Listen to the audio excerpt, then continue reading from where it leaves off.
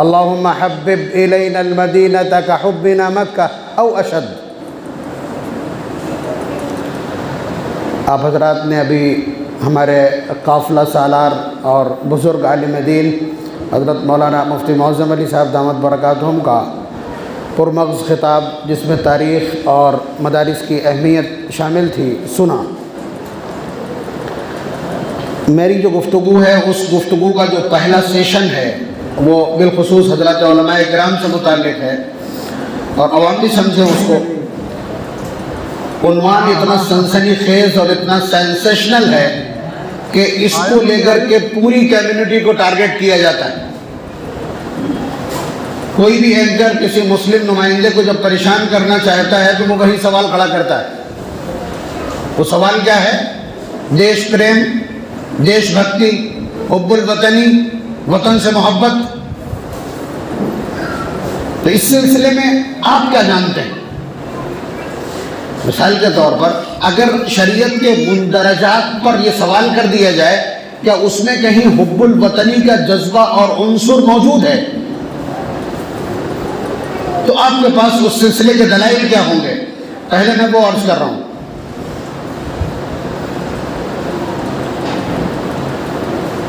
حب الوطنی، وطن سے محبت، یہ ایک فطری جذبہ ہے، ایک طبعی تقاضا ہے، اور یہ نیچرل فیکٹ ہے، یہ ہمارے سوبھاؤ کا حصہ ہے۔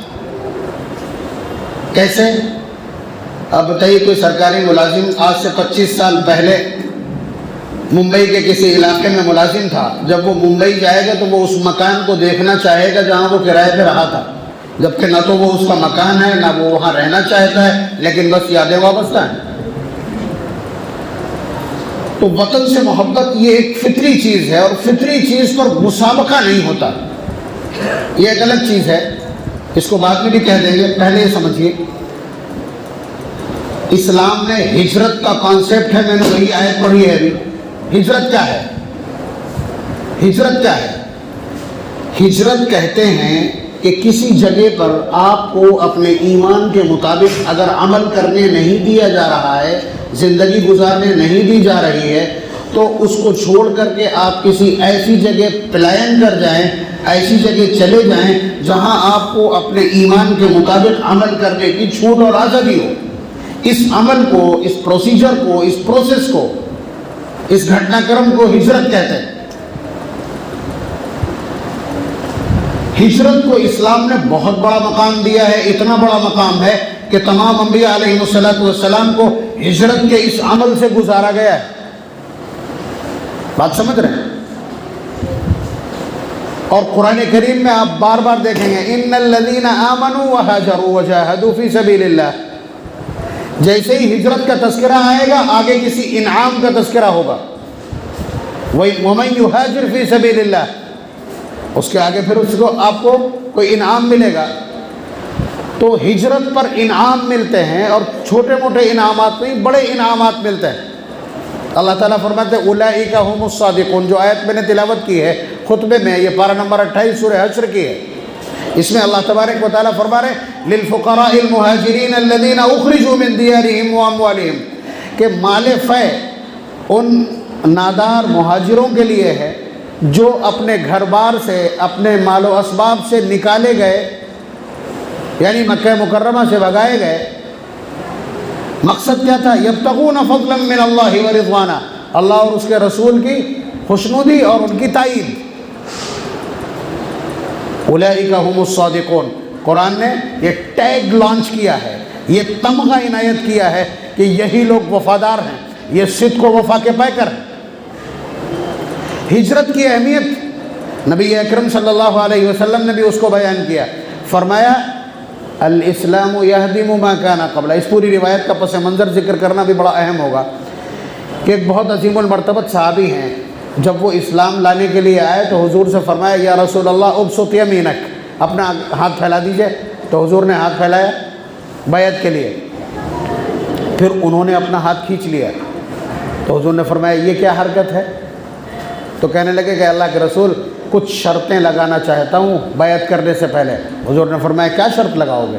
انہوں نے اپنے گناہوں کی ایک لسٹ حضور کے حوالے کر دی، حضور کے سامنے اپنے گناہوں کی ایک لسٹ بتلا دی کہ اللہ کے رسول میں نے یہ گناہ کیے ہیں، کیا اسلام لانے کے بعد یہ معاف ہو جائیں گے؟ حضور نے فرمایا معلوم نہیں تم کو، الاسلام یہدم ما کان قبلہ، اسلام لانے کے بعد پچھلے سارے زمانے کفر کے گناہ اریز ہو جاتے ہیں، معاف ہو جاتے ہیں۔ والحج یہدم ما کان قبلہ، اور حج کے بعد حج کرنے سے پچھلے سارے گناہ معاف ہو جاتے ہیں۔ والہجرۃ تہدم ما کان قبلہا، اور ہجرت بھی اپنے پچھلے سارے گناہوں کو معاف کر مٹا دیتی ہے، اریز کر دیتی ہے۔ اب آپ کا یہ سوال بنتا ہے کہ ہجرت میں ایسی کون سی چیز ہے کہ جس کی وجہ سے اتنا بڑا اچیومنٹ ہے، اتنا بڑا انعام ہے کہ پچھلے سارے گناہ اریز ہو جائیں، معاف ہو جائیں؟ یہ آپ کا سوال بنتا ہے، اور اس سوال کا جواب وہی ہے جو میں عرض کرنا چاہتا ہوں کہ اس شخص نے اپنے وطن کی محبت کو قربان کیا ہے ہجرت میں، اپنے وطن کی محبت کو اللہ کی خاطر قربان کیا ہے، یہ اس کا بدلہ ہے۔ اور آپ جانتے ہیں انعام کسی بڑے سنگھرش اور بڑے اچیومنٹ پر یا کسی بڑی محنت پر، بڑی کارگزاری پر اور بڑی کارکردگی پر دیا جاتا ہے۔ اس کا مطلب یہ ہے کہ وطن کی محبت کو قربان کرنا یہ اللہ تبارک و تعالیٰ کی بارگاہ میں ایک بڑا عمل ہے، بڑی قربانی ہے۔ اور لن تنالوا البر حتى تنفقوا مما تحبون، نیک جب بنو گے جب اپنی پسندیدہ چیزیں قربان کرو۔ بلکہ ہجرت تو اتنی بڑی ڈیڈ لائن ہے کہ مکہ مکرمہ سے لوگ ہجرت کیا کرتے تھے، مکہ مکرمہ سے ہجرت کر کے مدینے آیا کرتے تھے۔ جب مکہ فتح ہو گیا تو ہجرت کا وہاں سے سلسلہ بند ہو گیا، ورنہ ہجرت کا یہ سلسلہ تو قیامت تک چلے گا، لیکن وہاں یہ سلسلہ بند ہو گیا۔ اللہ تبارک و تعالیٰ نے وہاں پر لائن ڈال دی اور فرمایا کہ فتح مکہ سے پہلے جن لوگوں نے خرچ کیا ہے یا ایمان لائے ہیں یا اسلام کی خدمت کی ہے، بعد والے ان کی کبھی برابری نہیں کر سکیں گے۔ سورہ حدید پارہ نمبر 27 کی یہ آیت دیکھیں، اللہ تعالیٰ فرماتے ہیں لا يستوی منکم من انفق من قبل الفتح وقاتل، کہ تم میں کا وہ شخص برابر نہیں ہو سکتا ہے جو فتح مکہ کے بعد اسلام پر خرچ کر رہا ہے یا محنت کر رہا ہے یا ایمان لایا، پہلے والوں کی برابری نہیں کر سکتا، اس لیے کہ انہوں نے ہجرت کی ہے، یہ ہجرت کے موسم میں انہوں نے نیکیاں کی۔ چلیے یہ بات بھی آپ کی سمجھ میں آ گئی کہ وطن کی محبت اور اس کی قربانی اسلام میں معتبر ہے، لیکن آپ کہیں گے اور کچھ اس سے بھی صریح ہونا چاہیے، تو پھر آگے دیکھیے، بڑی صراحت ہے۔ یہ ہمارے بچے بیٹھے ہیں، یقیناً ان میں سب کو یاد ہوگی وہ دعا کہ جو کسی نئے پھل کے سامنے آنے پر پڑھی جاتی ہے۔ کوئی نیا پھل جب آپ کے سامنے آئے تو آپ کو دعا پڑھنی ہوتی ہے۔ وہ دعا کیا ہے؟ دعا سے پہلے یہ کانسیپٹ اسلامک کلیئر کر لیجئے کہ اسلام کا یہ تصور ہے اور ہمارا یہ معمول اور دستور ہے، ہم کو یہ سکھلایا گیا کہ آپ جس سے محبت کرتے ہیں اس کے لیے دعا کیجیے۔ یہی طریقہ ہے نا؟ کوئی بھی شخص سب سے زیادہ اپنی اولاد کے لیے دعا کرتا ہے، اس لیے کہ وہ اس کی ترقی اور اس کے احوال کے لیے سب سے زیادہ فکر مند ہوتا ہے۔ والدین کے لیے دعا کرتا ہے، یا جس چیز سے محبت اور بقا چاہتا ہے۔ کوئی مریض ہے، ڈاکٹر کہہ دے کہ آثار بہت کم ہیں، تو پھر دعا کی اسپیڈ بڑھ جاتی ہے۔ یعنی جس شخص کو ہم سروائیو کرنا چاہتے ہیں، جس شخص کو ہم زندہ دیکھنا چاہتے ہیں، جس شخص کو ہم بڑھتا پھلتا پھولتا دیکھنا چاہتے ہیں، ہم اس کے لیے دعا کرتے ہیں۔ یہ ہمارا معمول اور دستور ہے۔ حضور نے فرمایا کہ جب نیا پھل تمہارے سامنے آئے تو تمہارے لیے یہ دعا پڑھنا میری سیرت کا حصہ ہے۔ اللہم بارک لنا فی ثمرنا، اے اللہ ہمارے پھلوں میں برکت عنایت فرمائیے۔ وبارک لنا فی مدینتنا، اور ہمارے اس شہر میں برکت عنایت فرمائیے، اس سرزمین میں برکت عنایت فرمائیے جس سرزمین سے یہ پھل اگ کر کے آیا ہے۔ یعنی ہماری زندگی میں اس طرح کا سیٹ اپ موجود ہے۔ لوگ نمن کرتے ہیں اور نعرے لگاتے ہیں، الگ بات، ہم ہر سیزن میں اپنی زمین کے لیے، اپنے شہر کے لیے دعا کرتے ہیں، اپنے باغات کے لیے، اپنے کھیت کھلیانوں کے لیے اور اپنی زرخیز زمینوں کے لیے دعا کرتے ہیں کہ ان کی کوکھ خدا کرے کبھی بانجھ نہ ہو۔ اس سے بڑی محبت کا اور کیا استدلال آپ کو استشہاد چاہیے؟ اور آگے دعا کے دو جملے اور بچے ہیں، وبارک لنا فی صاعنا، ہمارے صاع میں برکت عنایت فرمائیے۔ ایک پیمانہ ہوتا تھا ناپنے کا، وبارک لنا فی مدنا، یہ بھی ایک پیمانہ ہوتا تھا، یعنی ہمارے پیمانوں میں بھی، اسکیلس میں بھی برکت عنایت فرمائیے کہ ہماری پیداوار زیادہ ہو۔ تو آپ اندازہ لگائیے یہ محبت کا حصہ ہے۔ آپ کہیں گے اس کے علاوہ بھی بتائیے کہ حضور نے کبھی وطن کے سلسلے میں کوئی دعا کی ہے یا وطن کی محبت کا اظہار کیا ہے؟ نوٹ کیجئے اسے بھی۔ صرف حضور نہیں، اللہ تبارک و تعالیٰ بھی شامل ہیں۔ نبی اکرم صلی اللہ علیہ وسلم پر جب وحی کا سلسلہ شروع ہوا تو پہلے دن جب جبریل امین نے دبوچا تھا تو بہت پریشان حال حضور گھر تشریف لائے تھے، یہاں تک کہ آپ یہ فرما رہے تھے کہ واللہ لقد خشیت علی نفسی، خدا کی قسم مجھے اپنی جان کا خطرہ ہے، یعنی مر جاؤں گا، اتنا خوف اور اندیشہ۔ تو حضرت خدیجہ الکبریٰ رضی اللہ تعالیٰ عنہ کے چچا زاد بھائی ہیں جو اس وقت سب سے بڑے عالم ہیں علاقے کے، تورات اور انجیل کے بیک وقت عالم ہیں، 90+ ان کی عمر ہے، تو حضور کو ان کے پاس لے گئی۔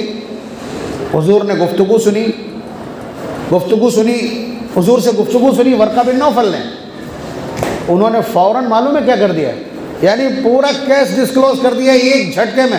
فرمایا کہ بیٹا بہت بھائی کہاں 40 سال عمر، کہاں 90 سال، اور مخاطبت بھی اسی طرح کی، یہ فنی چیزیں ہیں جو یہاں ذکر نہیں کرنی ہیں۔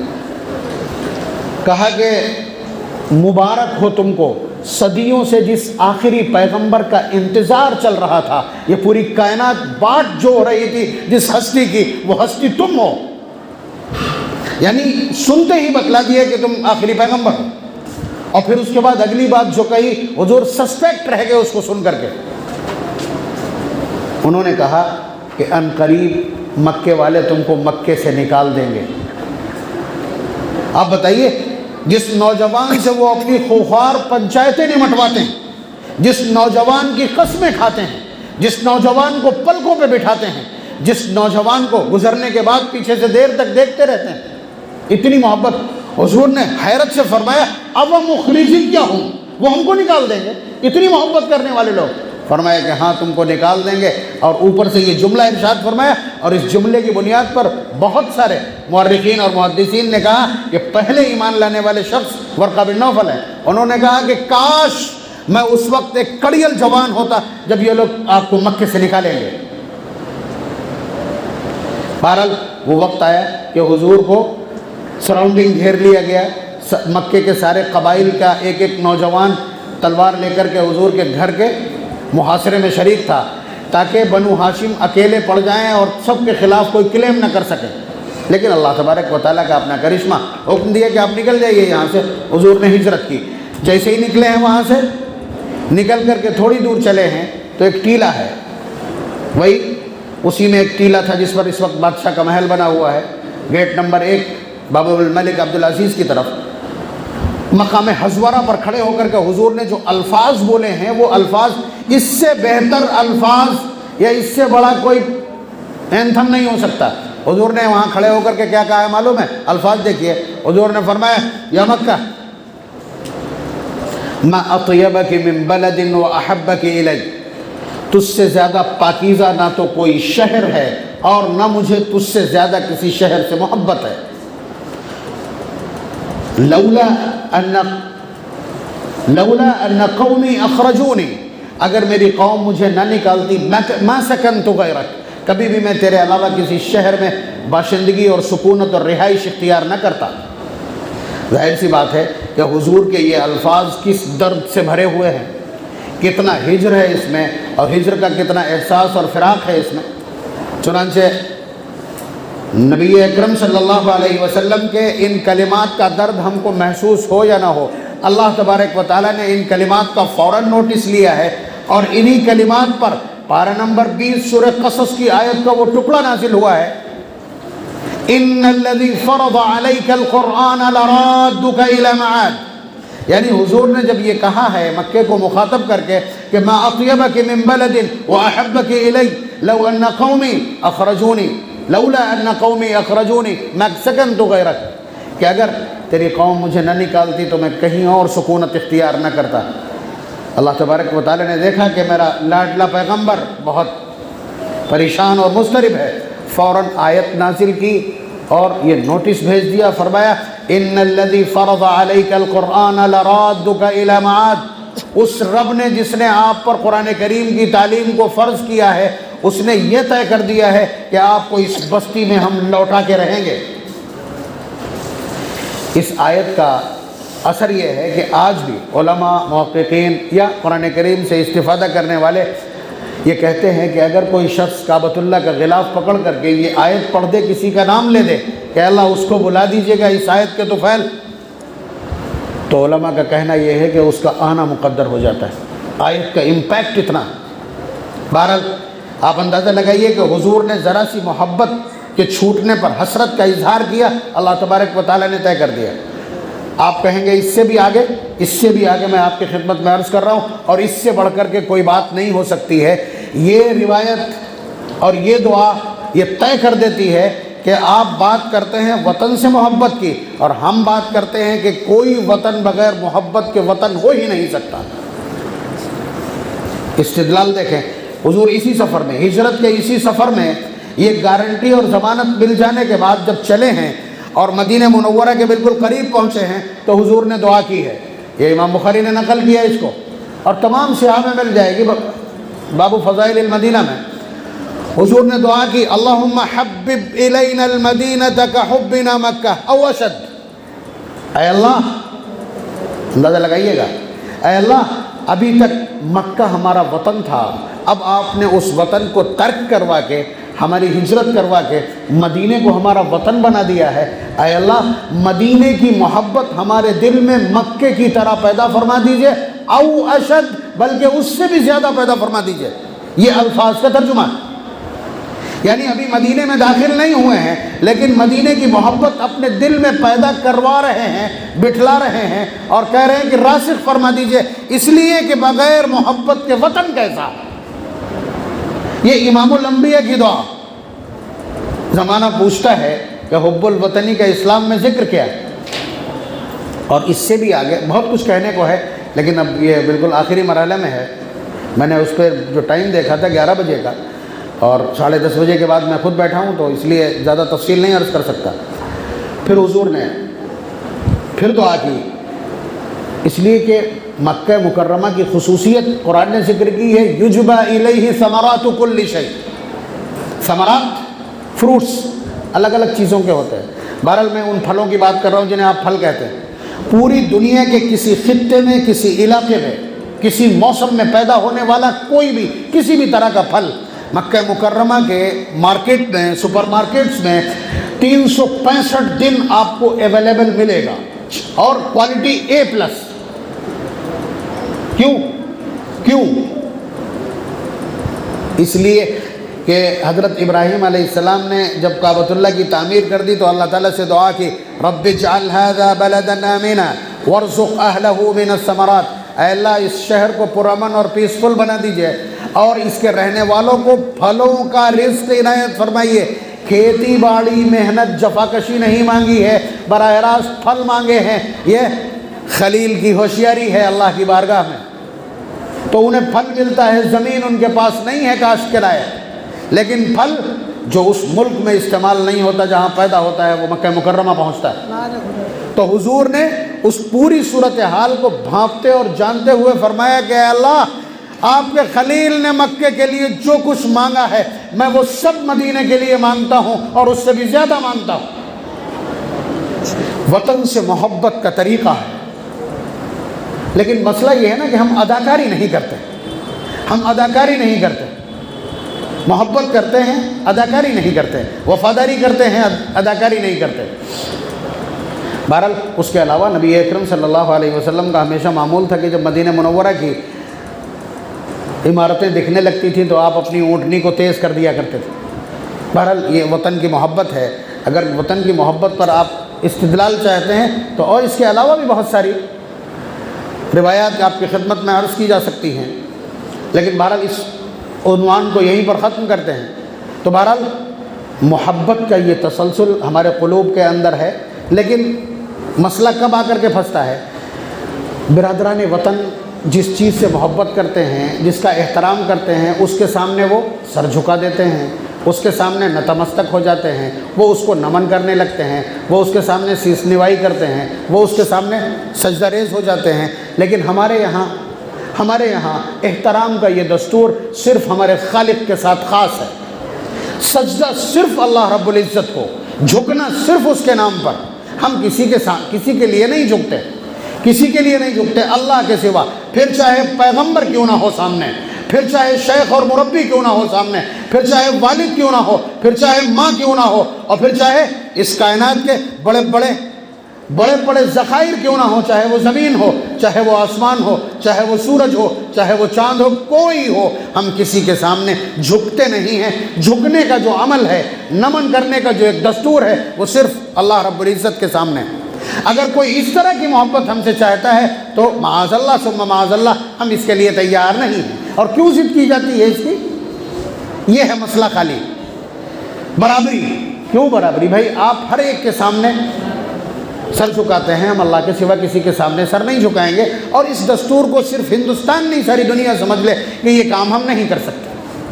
اس لیے کہ اسلام کا سب سے بنیادی جو سدھانت ہے، مول سدھانت اور سب سے بڑی بنیاد، یہاں تک کہ روزہ، نماز، زکوٰۃ، حج، یہ بھی قابل معافی ہیں، لیکن اللہ کے سوا کسی اور کے سامنے نہ جھکنا یہ ایک ایسا دستور ہے کہ جس سے بغیر ہم مسلمان نہیں رہ سکتے، تو ہم یہ نہیں کر سکتے۔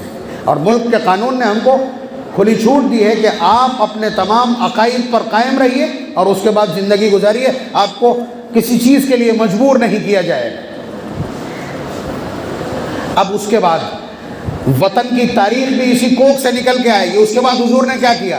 10 سال تک حضور نے مدینے میں رہ کر کے تیاری کی، اور پھر اس کے بعد مکہ مکرمہ جو حضور کا وطن تھا اس کو واپس لے کر کے دکھایا کہ نہیں؟ یعنی نبی کی سیرت میں یہ ڈیمو موجود ہے جو ہم نے 1754 سے لے کر کے اور 1947 تک جو کچھ انجام دیا ہے، اس کے لیے ہمارے پاس پروفارما موجود ہے، اس کے لیے ہمارے پاس ڈیمو موجود ہے، اس کے لیے ہمارے پاس نمونہ موجود ہے۔ بلکہ ہم ہر اس شخص سے نفرت کرتے ہیں کہ جس نے ہم کو وطن سے نکالا ہو۔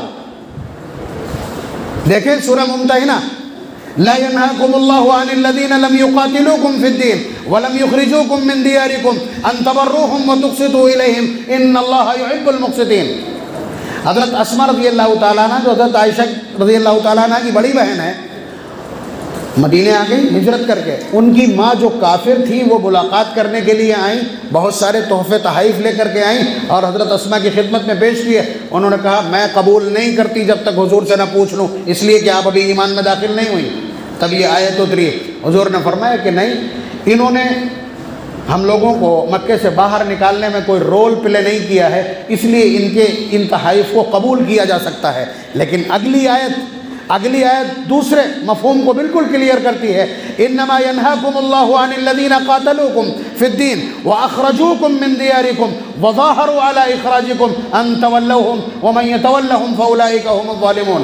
جن لوگوں نے تمہیں تمہارے وطن سے بے دخل کرنے میں کسی بھی طرح کا رول ادا کیا ہو، ان سے دشمنی رکھنا تمہاری ذمہ داری ہے۔ اور بتلا دوں ان آیات کا اثر نوٹ کر لیں جو لوگ بہت تاریخ پڑھنے والے ہیں۔ دیکھیے ملک ہمارا تھا، حکومت اور اقتدار ہماری تھی، سلطنت ہماری تھی، ہم سے ملک چھینا گیا تھا۔ آپ بتائیے آپ کا مکان کوئی قبضہ کر لے تو لڑے گا کون؟ میں لڑوں گا جا کے؟ یہ لوگ لڑیں گے جا کر کے؟ کون اپنی جان جوخم میں ڈالے گا؟ کون مقدمات کے لیے کلکٹریٹ کے چکر لگائے گا؟ اور کون لاٹھی اور ڈنڈے اور گولیاں کھانے کے لیے تیار ہوگا؟ مجھے بتائیے آپ، تاریخ کرارے کر دیجئے، صرف نیچرل فیکٹ سے جواب دیجئے آپ۔ یہ فطرت ہے نا انسان کی، اور وہی ہوا کہ ہم نے کوشش کی، بلکہ باقی سب تباشبین ہیں۔ 1885 میں پہلی مرتبہ لوگوں کو یہ شعور پیدا ہوا۔ 1885 میں جلگاؤں میں کانگریس نام کی ایک جن سبھا ہوئی کہ جسے انہوں نے ایک پارٹی قرار دیا۔ ذرا سا اس کا مینیفیسٹو پڑھ لیجیے آپ۔ پہلی مرتبہ 1885 میں جب کانگریس کا پہلا مہا ادھیویشن تھا تو اس میں انہوں نے جس اپنے مینیفیسٹو کا اعلان کیا، جو ان کا لائحہ عمل تھا وہ کیا تھا؟ وہ یہ کہ ہندوستان کے تمام پڑھے لکھے لوگوں کو حکومت سے جوڑنا، اور مسلمانوں اور انگریزوں کے بیچ میں جو یہ مسلسل رسہ کشی ہے اس میں کمی لانا، اس کو ختم کرنا۔ آپ کی سمجھ میں نہیں آیا؟ یعنی وہ انگریز حکومت کو حکومت میں باقی رکھ کر کے اور تمام فتنوں کو، جہاد اور جنگ کی تمام صورتحال کو فروغ کرنا چاہتے تھے۔ دیکھیے گا آیت کا اثر، لوگوں نے اس ادھیویشن میں، مسلمانوں نے بڑی تعداد میں شرکت کی کہ شاید یہ کوئی نیا پلیٹ فارم ہے جس سے ہم محنت کریں گے، یہی تھا۔ لیکن وہاں اس طرح کی بات چیت ہوئی کہ انگریزوں کو حکومت میں بحال رکھا جائے گا، یہ مینوفیسٹو اور لائحہ عمل ہے اس دستور کا۔ تو حضرت مولانا رشید احمد گنگوہی رحمۃ اللہ علیہ کی خدمت میں سوالات گئے، ان سے پوچھا گیا کہ ایک نئی پارٹی وجود میں آئی ہے جس کو برادران وطن نے ہی فاؤنڈ کیا ہے، لیکن وہ اس طرح کی بات چیت کر رہے ہیں، تو حضرت اس میں شرکت کرنا جائز ہے کہ نہیں، یہ پوچھا۔ تو حضرت گنگوہی رحمۃ اللہ علیہ نے خالی جواب نہیں دیا بلکہ فرمایا کہ آپ اس کے قائم کرنے والوں سے رابطہ قائم کیجئے اور ان کو یہ بتلائیے کہ انگریزوں کو اس ملک سے بے دخل کرنے اور انگریزوں کے تسلط سے اس ملک کو آزاد کرنے سے کم ہم کو کچھ بھی منظور نہیں ہے۔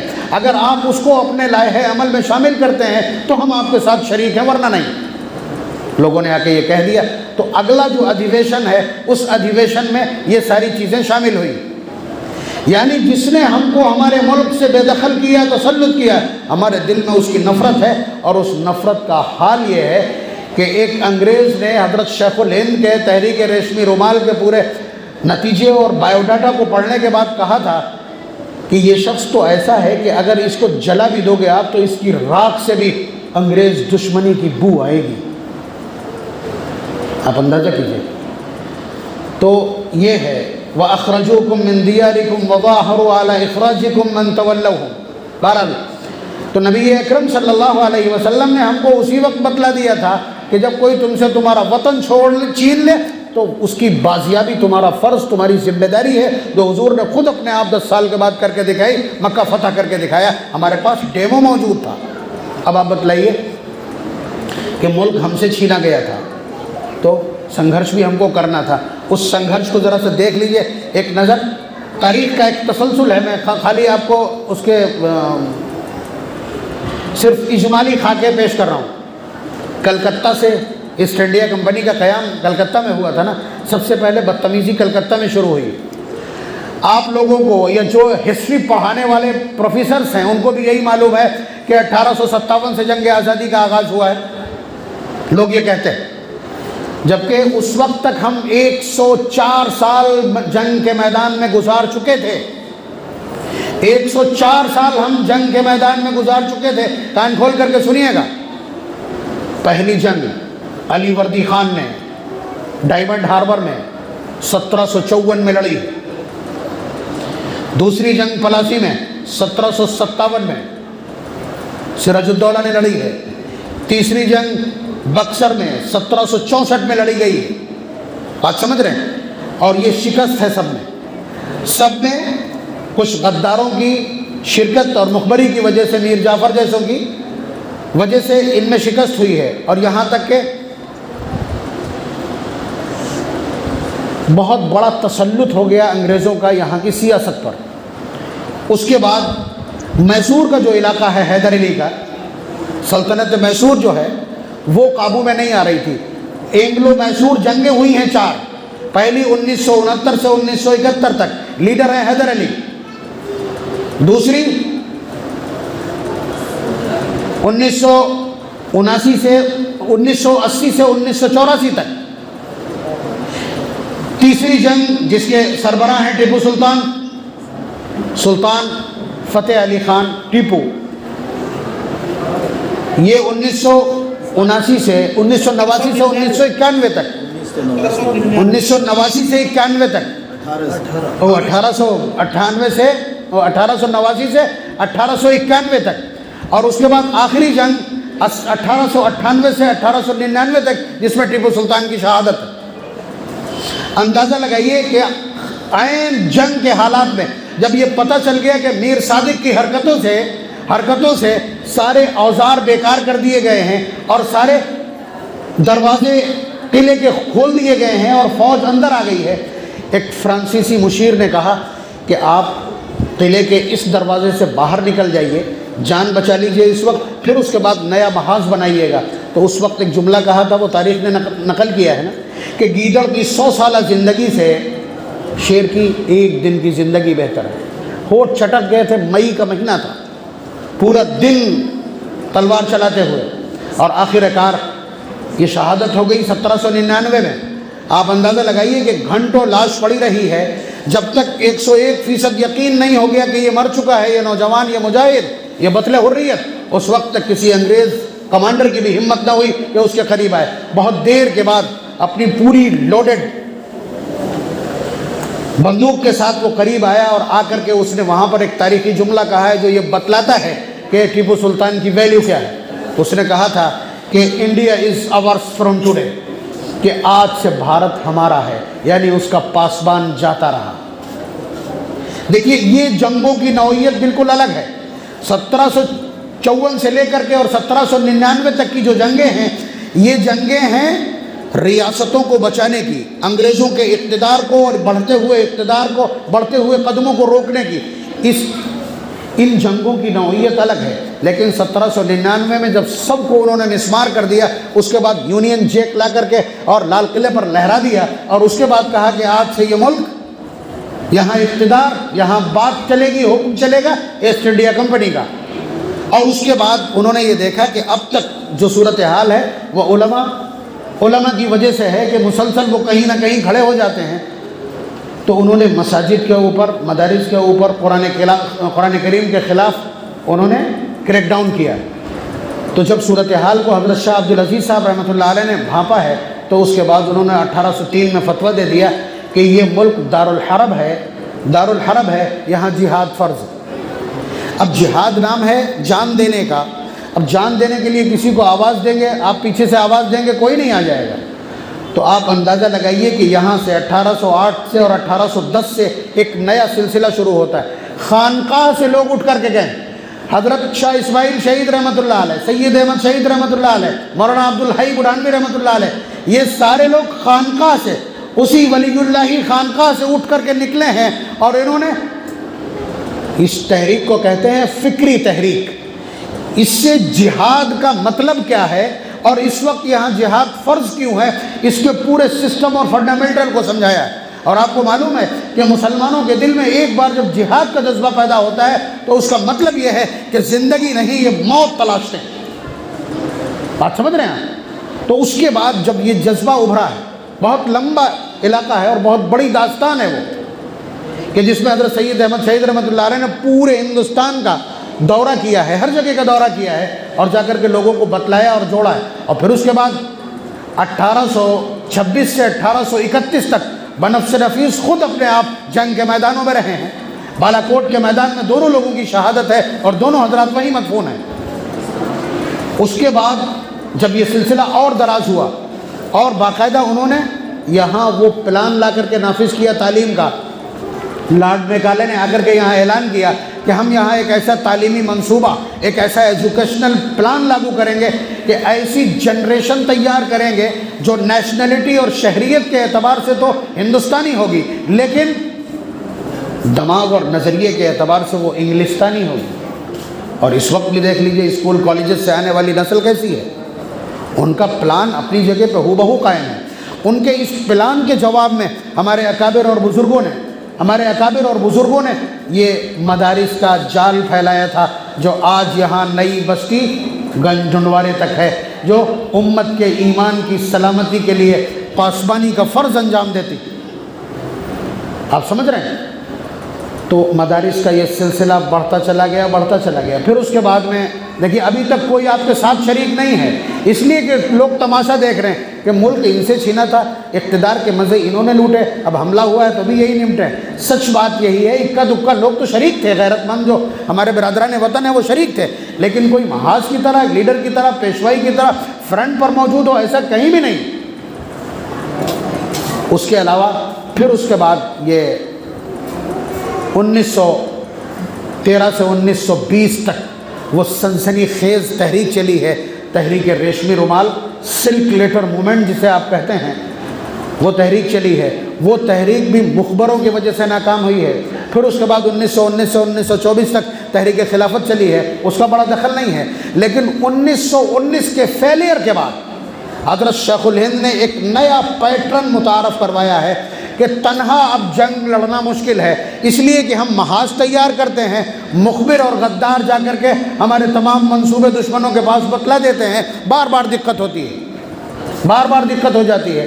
تو آخر کار انہوں نے دیکھا کہ کس کو لایا جائے کہ برادران وطن زیادہ تعداد میں آ جائیں۔ ابھی حضرت مفتی صاحب نے تذکرہ بھی کیا تھا کہ موہن داس کرم چند گاندھی کو، جو اس وقت کا سب سے متعارف چہرہ تھا، حضرت شیخ الہند لے کر کے آئے اور تحریک خلافت کا جو چندہ اکٹھا ہوا تھا اس چندے کو خرچ کر کے ان کا پورے بھارت میں بھرمڑ کرایا اور تعارف کروایا کہ یہ آپ کے لیڈر ہیں۔ لفظ مہاتما کا استعمال انہی لوگوں نے کیا، یعنی ادھر سے وہ اور ادھر سے کون؟ ادھر سے ہماری طرف سے کوئی ایک نہیں، بلکہ جمعیت علماء ہند 1919 میں اس کو فاؤنڈ کیا گیا اسی لیے۔ تو ادھر سے ایک محاذ گاندھی صاحب کی، گاندھی جی کی سرکردگی میں، اور ادھر سے حضرت شیخ الہند اور جمعیت علماء کے ایک پلیٹ فارم کی حیثیت سے۔ اس کے بعد پھر یہ مشترک، اور مشترک میں ظاہر سی بات ہے اب تک ہم خلافت کے قانون کی بات کر رہے تھے، لیکن اب ہم کو سیکولر قانون کی بات کرنی پڑی کہ بھائی یہاں جب ہم ملک فتح کر لیں گے، ان کو بھگا دیں گے، تو اس کے بعد یہاں جو قانون ہوگا وہ سیکولر آئین ہوگا جس میں سب کو ہر طرح کی آزادی ہوگی۔ یہ ہم نے متعارف کروایا، اور قانون ساز کمیٹی میں ہمارے افراد موجود ہیں، دن بھر جرا کی ہے حضرت مولانا حفظ الرحمان سہاروی رحمۃ اللہ علیہ اور مولانا حسرت موہانی نے، اور ان میں سے کئی نے دستخط نہیں کیے ہیں اس ڈرافٹ کے اوپر۔ تو آپ اندازہ لگائیے کہ یہ پوری کوشش، تو اس صورتحال کو سب سے زیادہ نقصان پہنچا ملک کی تقسیم سے۔ اس سے وہ جو ہمارا قابو تھا نا، جو ہمارا ورچسو تھا، جو ہمارا وقار تھا کہ ہم نے 200 سال تک پوری طرح سے محاذ سنبھال کر کے ملک کو اس موڑ پر لا کر کے کھڑا کیا ہے، اس تقسیم کی وجہ سے اس غبارے کی ہوا نکل گئی، کمزوری آ گئی جو آج تک محسوس کی جا رہی ہے۔